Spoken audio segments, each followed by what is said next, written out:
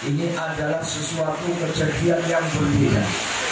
Kalau Isra itu adalah perjalanan Rasulullah dari Masjidil Haram ke Masjidil Aqsa, sementara Mi'raj itu perjalanan Rasulullah dari Masjidil Aqsa ke Sidratul Muntaha. Bapak Ibu yang dimuliakan oleh Allah, apakah setiap perjalanan malam itu lalu dikatakan Isra Mi'raj? Tidak. Yang dinamakan Isra Mi'raj adalah perjalanan malam yang bukan dikehendaki oleh manusia, tapi semata-mata dikehendaki oleh Allah Subhanahu wa ta'ala. Maka Nabi Muhammad Isra, berjalan malam itu dijalankan bukan tujuan Nabi Muhammad, bukan kehendak Nabi Muhammad, tapi Allah yang menghendaki. Lalu Mi'raj, perjalanan Rasulullah dari Masjidil Aqsa ke Sidratul Muntaha, itu pun juga bukan kehendak Nabi Muhammad.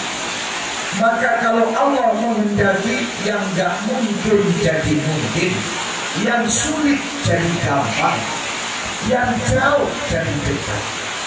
Maka segala sesuatu itu akan menjadi gampang dan dekat jika mana manusia itu bersungguh-sungguh dalam melakukan sesuatu.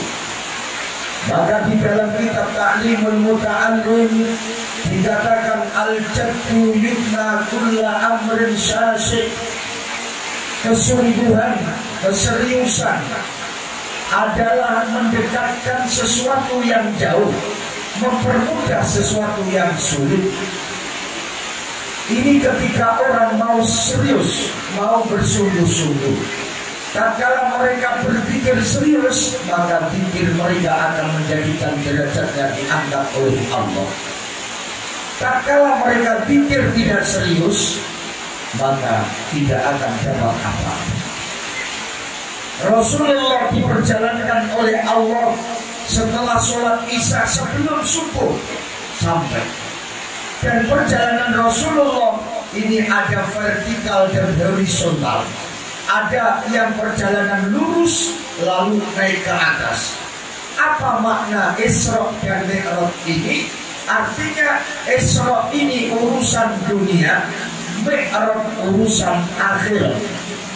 Maka manusia hidup tidak hanya sholat melulu, tapi butuh hablum minan nas, butuh bergaul dengan manusia, butuh ngobrol dengan sesama, butuh bergurau, butuh berjumpa, butuh saling interaksi. Ini Isra, melambangkan dunia. Perjalanan Rasulullah Isra dari Masjidil Haram ke Masjidil Aqsa ini tidak langsung sampai. Ada singgah di Thaibah, ada singgah di Turi Sina, ada singgah di Bethlehem, lalu baru sampai ke Masjidil Aqsa.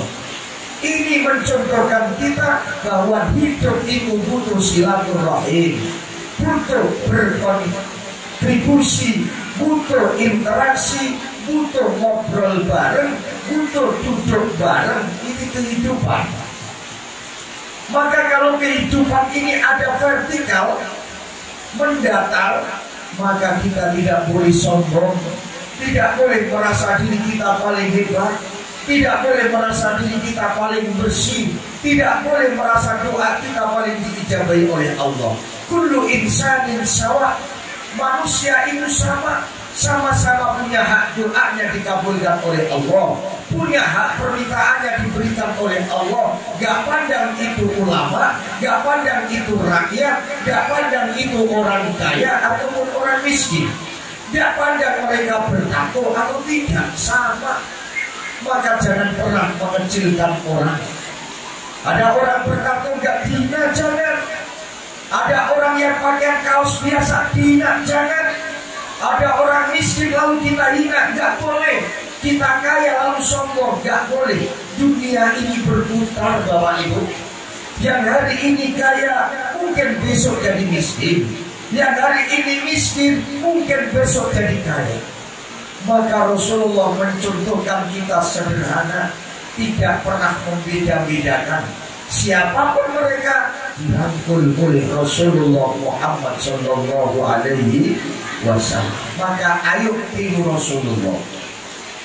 Jangan menghina, mengecilkan, mencemooh orang. Kadang-kadang ada orang bertato masuk masjid sudah kita cemooh. Padahal ada Bapak Ibu contoh dalam kitab yang dikarang oleh Al-Imam Nawawi Al-Bandari, namanya kitab Tarikh Qaul. Ada orang itu bertato, ada orang itu luar biasa buruknya peranginya. Ada satu orang ulama yang ahli tasawuf, mereka selalu zikir, selalu munajat kepada Allah, mereka selalu beribadah luar biasa.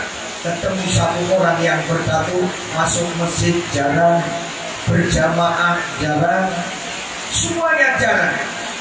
Bahkan sampai ulama ahli sufi ini mengatakan engkau akan kemana nanti kalau di akhirat?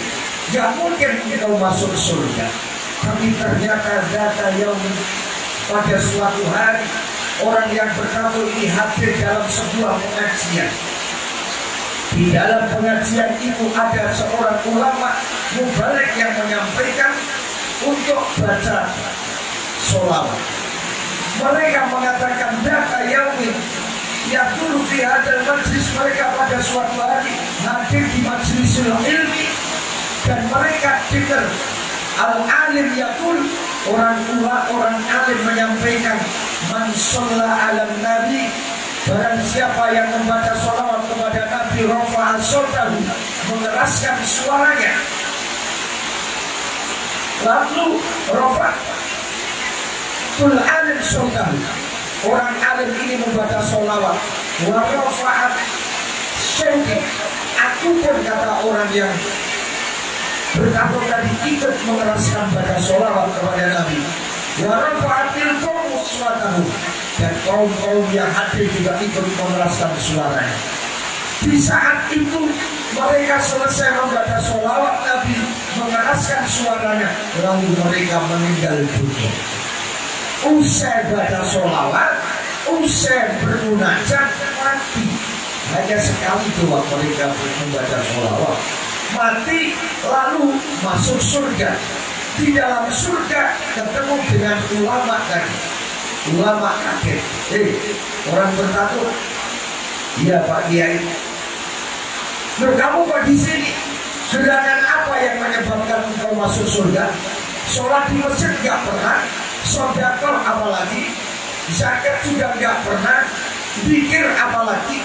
Kok kamu bisa masuk surga? Apa sebabnya?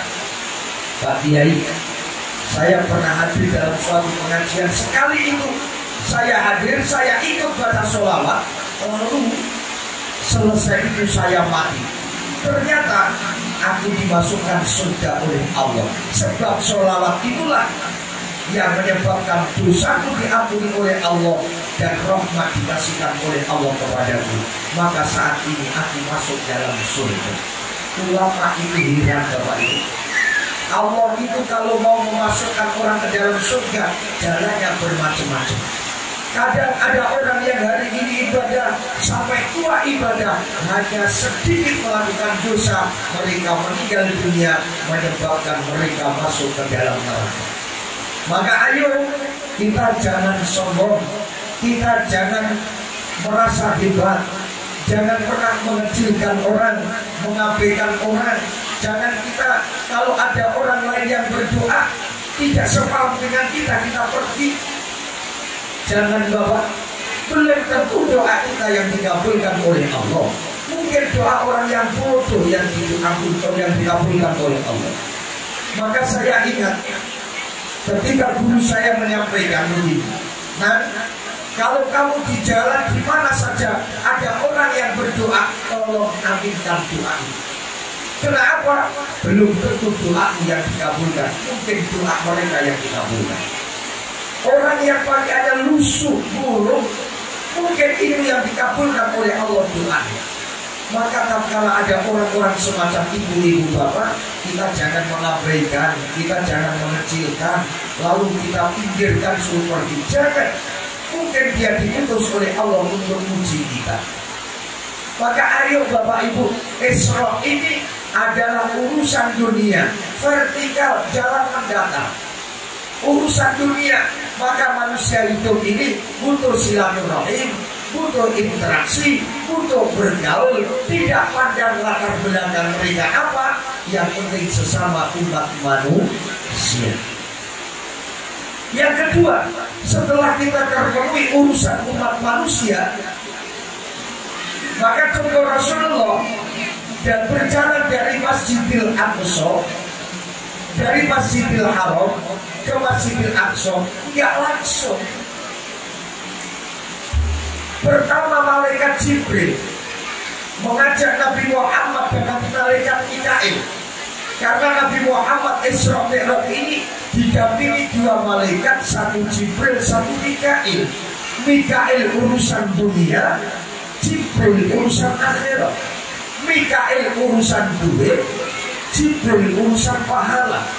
Maka sholat itu ada urusan dunia, ada urusan akhirat. Jangan kita anggap bahwa sholat itu hanya akhirat doang. Ada dunianya Bapak Ibu.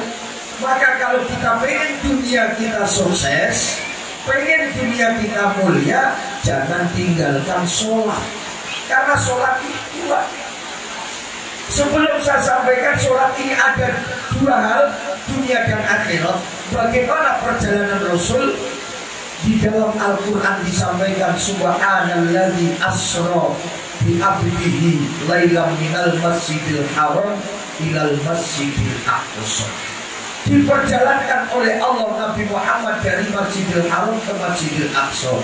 Naik apa? Buruk. Buruk itu kecil, lebih besar sedikit daripada Bilhol, khimar. Dinaiki oleh Rasul. Sebelah kanan khimar ini adalah malaikat Jibril, sebelah kiri malaikat Mikail. Lalu dalam perjalanan Nabi Muhammad diajak mampir ke daerah namanya Thaibah. Itu di Medina. Thaibah itu daerah tanahnya yang subur sekali, ditanami kurma. Sampai sekarang disebut kebun kurma. Sampai kebun kurma yang didatangi oleh Rasulullah itu adalah dibangun masjid namanya Masjid Quba.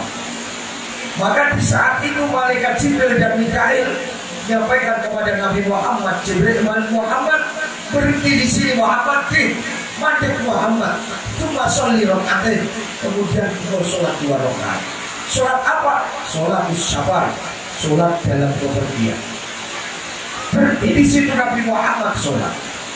Setelah sholat Nabi Muhammad tanya Jibril dan Mikail, kenapa kita harus berhenti di sini? Muhammad, kita harus tahu sejarah bahwa daerah ini, Thaibah ini, besok kau akan hijrah dari Mekah ke Madinah. Kakimu pertama kali kau berhentikan di sini, dan di sini pula kau akan bangun masjid. Ditunjukkan sejarah Nabi Muhammad. Dan di situ pula tanah yang sangat subur yang akan ditanami buah-buahan yang luar biasa hasilnya. Ini malaikat Jibril diperintah oleh Allah ngajak Nabi Muhammad mandek di Thaibah atau di Masjid Quba. Kenapa? Agar Nabi Muhammad tahu mana yang subur, mana yang dibangun masjid, mana yang nanti orang-orangnya ikhlas. Nah lalu setelah itu Nabi Muhammad diajak ke Turisina. Di Turisina itu mandek lagi, sholat lagi. Nabi Muhammad tanya, Jibril, kenapa di sini? Ini Jabal Turisina Muhammad. Kenapa harus di sini? Agar engkau tahu dan agar engkau bisa ziarah di sini. Disinilah tempat Nabi Musa alaihi salam dibicarai oleh Allah Subhanahu wa Ta'ala. Berikutnya mandek di Bethlehem, tempat kelahiran Nabi Isa alaihi salam. Baitul Laham, tempat peternakan kambing. Di situ mandek. Kenapa harus di sini? Kau agar tahu sejarah yang terjadi pada keluargamu yang dahulu, Nabi Isa alaihissalam. Setelah sampai situ, baru jalan sampai ke Baitul Maqdis, yakni Masjidil Aqsa. Ziarah itu sudah dilakukan oleh Nabi Muhammad sebelum hijrah ke Madinah. Waktu Nabi Muhammad Isra Mi'raj itu sudah diajari oleh Allah ziarah Bapak Ibu. Maka ayo sering ziarah, karena itu sudah dilakukan oleh Rasulullah. Zikir juga dilakukan oleh Rasulullah. Setelah sampai ke Bethlehem, ke Baitul Maqdis, Bethlehem itu juga peternakan, urusan dunia. Kemudian di Taibah kebun kurma, urusan dunia. Yang di Jabal Turisina, ini baru urusan munajat kepada Allah. Kemudian ke Baitul Maqdis, persiapan Nabi Muhammad untuk ke Sidratul Muntaha. Ke Sidratul Muntaha, naik apa itu? Buruknya ditinggal. Ke Sidratul Muntaha, Nabi Muhammad hanya bersama dengan malaikat Jibril dan Mikail, diangkat oleh Jibril, diajak terbang oleh Jibril. Langit 1, 2, 3, 4, 5 sampai 6, ke-7 langsung ke Sidratul Muntaha mendapatkan sholat. Yang ke atas artinya memohon kepada Allah Subhanahu wa ta'ala. Maka kalau ada orang Indonesia ketika melakukan hajatan, melakukan doa bersama, membuat tumpeng, jangan diolok-olok tumpengnya. Lihat tumpeng ini ada apa? Oh, kok lucut ke atas, kemudian bawahnya banyak, melambangkan di bawah banyak itu manusia yang berkumpul. Ketika manusia berkumpul, berarti mereka akan munajat kepada Allah, minta sesuatu kepada Sang Khalik. Tujuan satu, merucut ke atas itu, bahwa perkumpulan manusia minta satu kepada Allah. Maka tatkala kita kumpul bareng-bareng seperti ini, minta kepada Allah, pasti permintaan kita dikabulkan oleh Allah Subhanahu wa ta'ala. Amin Allahumma amin. Sebelum saya lanjutkan, kita baca sholawat dulu. Allahu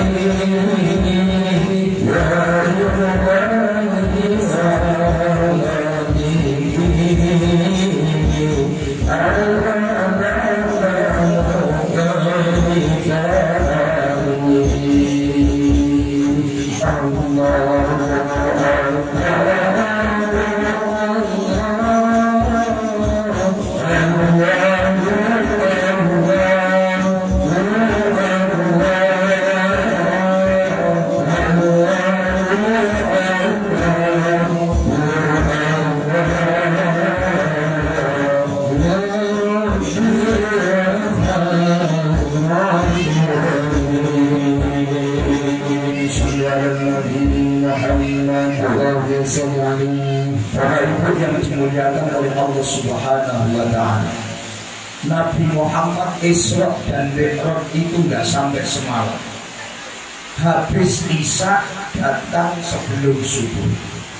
Maka sholat yang pertama kali dilakukan oleh Nabi berjamaah adalah sholat subuh. Sholat yang dilakukan oleh Nabi Muhammad pertama kali berjamaah adalah sholat subuh. Lalu apakah nabi-nabi sebelum Nabi Muhammad itu gak sholat? Nabi Adam sholat, Nabi Ibrahim sholat, tapi Nabi Muhammad adalah penyempurna di antara beberapa nabi.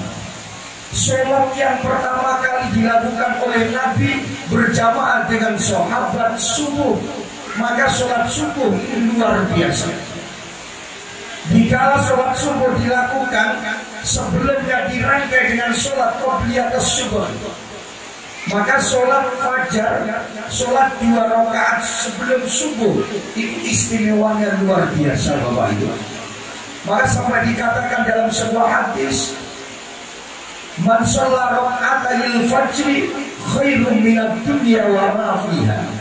Sholat 2 rakaat fajar, 2 rakaat sebelum subuh itu lebih baik daripada dunia seisinya. Kok lalu mereka lakukan sholat subuh berjamaah, sholat subuh berjamaah, summa jalasa, selesai sholat subuh mereka duduk, summa dzakar, kemudian berzikir kepada Allah hatta tatlu as-syams, sampai matahari terbit. Summa sholat rakaatain sholat al-isra faka'annahu umratan wa hajjatan tamatan. Orang kok mau sholat subuh berjamaah dilanjutkan berzikir. Berzikir ini bermacam-macam. Ada yang nyebut nama Allah, ada pula yang berzikir mereka beribadah yang lain seperti ngaji, mendengarkan ilmiah dan lain sebagainya sampai terbit matahari. Begitu terbit mereka sholat 2 rakaat, pahalanya kayak haji dan umroh. Alhamdulillah. Dan mayoritas kita habis subuh udah pergi ke ladang, gak sempat menunggu terbitnya matahari. Kenapa? Takut kalau terbit matahari baru berangkat ke ladang, karetnya gak keluar getahnya. Udah takut dunia. Maka manusia ini lebih takut dunia daripada akhirat. Dia lebih takut dunia daripada mengamalkan hadis Rasul. Saat ini pandemi, sudah berapa banyak umat Islam melanggar ajaran Rasulullah. Contoh sholat 5 waktu. Rasulullah setiap mau sholat mengatakan sawu sufufakum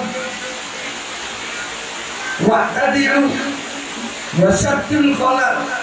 Ada hadis yang lain sawu sufufakum fa'in atas di atas subuh ingin tamamis sholat. Luruskan barisanmu, rapatkan barisanmu, merapatkan dan meluruskan barisan, termasuk penyempurna dalam sholat. Ini sudah tidak. Sholatnya sudah pakai jarak, kayak mau lomba gerak jalan, senggam 1 meter. Padahal Bapak Ibu orang sholat merapatkan barisan. Kenapa Rasulullah sholatnya disuruh merapatkan? Agar iblis tidak mengganggu kita. Iblis takut ketika sholat itu rapat. Ini enggak. Tapi alhamdulillah di sini tidak ada begitu. Sholatnya rapat semuanya. Rasulullah memerintahkan rapatkan barisan. Oh, takut corona, gak sholat juga kena corona. Sholat ini adalah mendekatkan diri kepada Allah, bermunajat kepada Allah, minta kepada Allah. Yang sayangnya musibah didatangkan oleh Allah, kita berbondong-bondong mendekatkan diri kepada Allah. Tidak sholat di jalan-jalan. Bahkan awal-awal tarawih nggak boleh. Ini kan luar biasa. Maka nggak usah takut Bapak Ibu. Semua Allah yang atur. Andai kata tergesit mati, alhamdulillah, daripada mati di perempatan jalan. Orang banyak rebutan waktu sholat meninggal. Ini ada orang yang sholat sujud meninggal dunia, orang pada lari. Oh, corona itu tidak. Orang yang mati itu bukan karena corona, karena jatah hidupnya habis, nyawanya habis. Maka jangan terprovokasi seperti itu. Urusan kita adalah urusan kepada Allah. Urusan dunia kita lakukan kami pasrah kepada Allah. Yang kedua, Rasulullah memerintahkan idal taqiyanil muslimain, tatkala kedua orang Islam berjumpa, yatasafa'an, mereka jabat tangan. Saqabat dzunubahuma min baini asabi'ihima. Ketika orang Islam berjumpa, bertemu, mereka berjabat tangan, dosa-dosa mereka berjatuhan dari sela-sela daging. Sekarang nggak jabat tangan, tinju. Bagaimana anak kau datang tinju? Yang kedua pakai sikut. Bagaimana rukun sikut sih? Bukan tetap jabat tangan. Ada coronanya? Insya Allah tidak, yakin kepada Allah. Nah, corona itu nyebabnya di mana, menular di mana? Sebenarnya nggak menular, Bapak Ibu. Mereka kena penyakit masing-masing, dan penyakitnya sudah ada sejak dulu.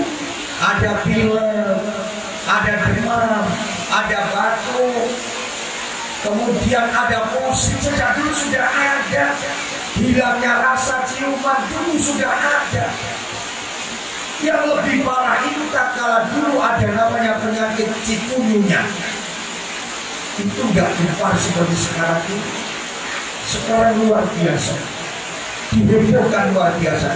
Maka ayo agar ekonomi tetap mapan, sholat berjamaah lakukan, berangkat ke masjid biasakan, berpikir kepada Allah kumandangkan, sholawat kita lantunkan. Insya Allah dunia wal akhirat diselamatkan oleh Allah Subhanahu wa ta'ala. Mungkin itu yang saya sampaikan Bapak Ibu. Saya mohon maaf, saya ini masih agak sakit, kepala saya masih bingung. Saya tadi bilang dengan Habib Faisal, saya ceramah sebentar, nanti tolong Habib yang nyambung. Jadi saya cuma segini Bapak Ibu. Saya kemarin 2 bulan berturut-turut ke rumah sakit, bulan 1, bulan 2. Habis itu saya pagi tadi baru sampai mengantarkan santri berangkat ke Yaman. Dan di Jakarta kemarin saya main ke Pandeglang, badan saya juga sudah sakit sambil berobat. Tadi saya bilang dengan Habib, nanti tolong disambung pengajiannya, saya cuma sedikit menyampaikan. Jadi mungkin itu yang saya sampaikan Bapak Ibu yang dimuliakan oleh Allah. Intinya Isra Mi'raj ini hablum minan nas wa hablum minallah. Artinya manusia hidup butuh berhubungan bersama manusia dan butuh berhubungan kepada Allah. Sesama manusia yang rukun. Ketika rukun kumpul bareng sholat berjamaah. Ketika sholat berjamaah langsung hablum minallah, bermunajat kepada Allah, minta kepada Allah. Insya Allah doa kita dikabulkan oleh Allah Subhanahu wa ta'ala. Maka di dalam sholat ada 8 doa. Rabbi firli warhamni wajburni warfa'ni warzuqni wahdini wa'afini wa'fu'ani. Itu intinya sholat. 1. Ini nggak saya jelaskan mendetail. 1. Rabbi firli. Dalam melaksanakan sholat ini, ya Allah, dosa saya banyak, dosa dengan tetangga, dosa dengan saudara, lebih banyak dosa saya dengan istri suami, dosa saya dengan orang tua saya. Rabbi firli, ampuni dosa-dosaku ya Allah. Sholat menghapus dosa. Setelah Rabbi firli warhamni, yang kedua. Yang pertama Rabbi firli, urusan akhirat. Yang kedua warhamni, ya Allah, tolong belas kasihani kami, sayangi kami. Tetangga saya bisa beli motor, tetangga saya beli kulkas, tetangga saya bisa makan enak. Tolong ya Allah kasihani kami, samakan kami dengan mereka. urusan dunia akhirat. Tetangga beli motor kita bisa beli karena berkatnya melakukan sholat berjamaah 5 waktu. Yang ketiga, setelah warhamni wajburni. Ya Allah, kekurangan saya banyak. Kalian sudah aku sajak terus, ketanya sudah semakin kurang. Wajburni, tutupi kekurangan itu ya Allah. Pada umat Islam Indonesia dunia ini gak sholat, laut itu habis ikannya Bapak. Sawit itu diambil buahnya habis. Karet kita sadap setiap hari, kalau tidak ada yang sholat habis getahnya. Gak muncul lagi, gak muncul lagi. Maka bersolat wajibulni, tutupi kekurangan kita oleh Allah. Yang keempat, warfa'ni, urusan dunia dan akhirat. Ya Allah, dengan aku melakukan perintahmu sholat ini warfa'ni, angkat derajatku ya Allah. Yang asalnya miskin jadi cukup, yang cukup jadi kaya, yang asalnya kurus jadi gemuk, yang asalnya gak punya anak jadi punya anak, yang asalnya rumahnya jelek jadi bagus, yang asalnya gak punya ladang jadi punya ladang, yang asalnya jabatan rendah jadi tinggi.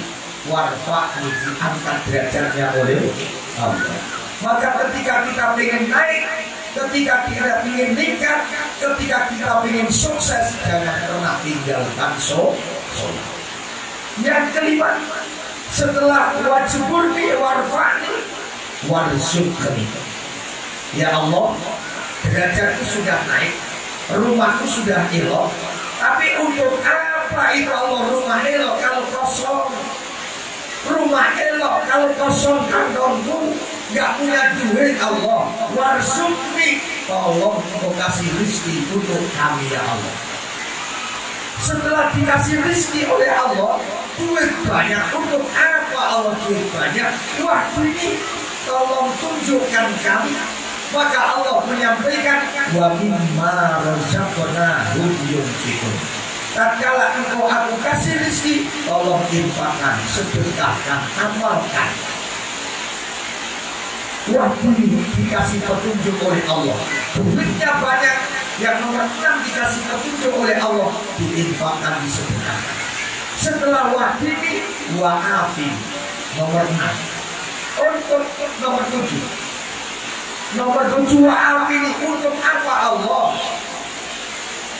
Engkau sayang kepadaku, engkau tutupi hutangku, engkau kasih rezeki banyak kepadaku, engkau tunjukkan aku selalu derma, bersedekah, berinfak. Badan aku kalau sakit-sakitan untuk apa? Wa'afini, tolong sehatkan tubuhku, tidak terserang corona, tidak terserang cikungunya, tidak terserang penyakit stroke dan lain-lain.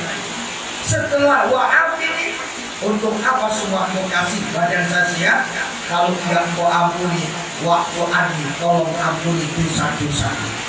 Inti dalam sholat itu di awal dan terakhir yang urusan akhirat, tengah-tengahnya urusan dunia.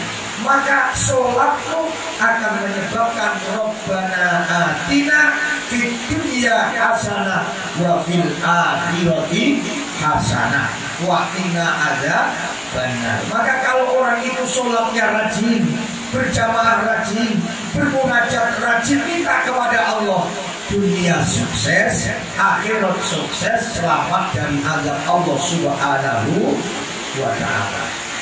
Mungkin itu yang saya sampaikan Bapak Ibu. Minta tolong Habib Faisal untuk melanjutkan. Sekian dari kami. Ini rahmat Allah, hujan pulang juga kehujanan. Biar Habib Faisal menyampaikan walaupun tidak panjang. Monggo Habib langsung sekalian nanti. Dari kami kami ucapkan ribuan terima kasih dan mohon maaf Ibu Bapak. Memang akhir-akhir ini saya 2 tahun ini banyak terserang penyakit. Tapi biarpun penyakit itu jangan kemana-mana, tetap berangkat karena tugas.